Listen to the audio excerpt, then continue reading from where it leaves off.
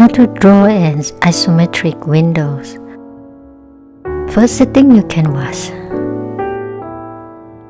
Create a new layer and set it to drawing assist.